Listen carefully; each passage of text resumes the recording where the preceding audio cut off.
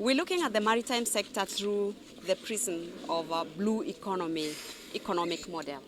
And you will recall that the Blue Economy Implementation Committee, a creation of His Excellency the President, is actually aiming at this.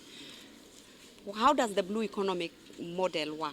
It's looking at the sector widely, because traditionally, fisheries has been looking at the sector through fisheries. The ports has been looking at the sector through the eye of the port. And as a regulator, maybe we also look at it through the eye of, So it's those single stories that we are now integrating together to create the blue economy model. And how will that work is to look at the strengths in each sector, to look at what each sector can bring to the table, integrating those benefits, bringing cross-pollination, and therefore coming up with a bigger whole that produces so much more to the economy. He's talked about capacity building. Capacity building, that's very important because you're talking of jobs, you're talking of skills that are then plowed back to improve the maritime sector. You're talking of people who go out there, train, get an open mindset, then come back and invest, because we don't expect our seafarers to be at sea forever. We expect them to go, grow, and come back and invest. When you talk of the ports, the same thing, the model of improving our stake and our contribution or rather participation in the shipping sector, growing and developing the fisheries sector into a much bigger cake.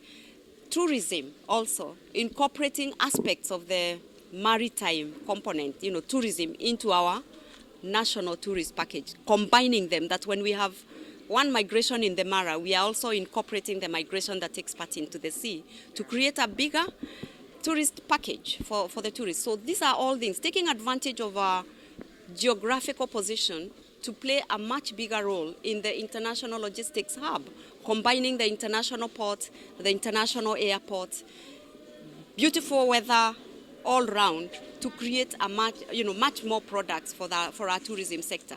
So that's the blue economy model, and that's what we are pursuing now as a country, and brings us all together to work together to bring it. The Coast Guard, giving us maritime law enforcement, all of us supporting each other so that the maritime sector becomes the catalyst to the development of this economy. Final question from me. When we talk about maritime issues, most of the time it's always about the Indian Ocean and around the coastal region, that's yes. Mombasa. But we have lakes around the country, Lake Victoria, and some of them are actually developing very fast. Maybe you should shed more light on how this is becoming of importance. Our blue economy concept, and this has been highlighted very well through the African Union from UNECA. We don't just look at the oceans, it covers even inland waters. And we've got 10,000 square kilometers of inland waters nationally. Very rich, water bodies. You look at Lake Victoria, the second deepest freshwater lake in the world, big segment of fisheries. You look at Lake Bogoria, birdwatcher's paradise, Lake Turkana, the Jade Sea. Each of them has got a very important and unique facet that can be used to propel economic development. So our blue economy model has not ignored that, and we are looking towards increasing the contribution of the sector as a whole, not just the Indian Ocean.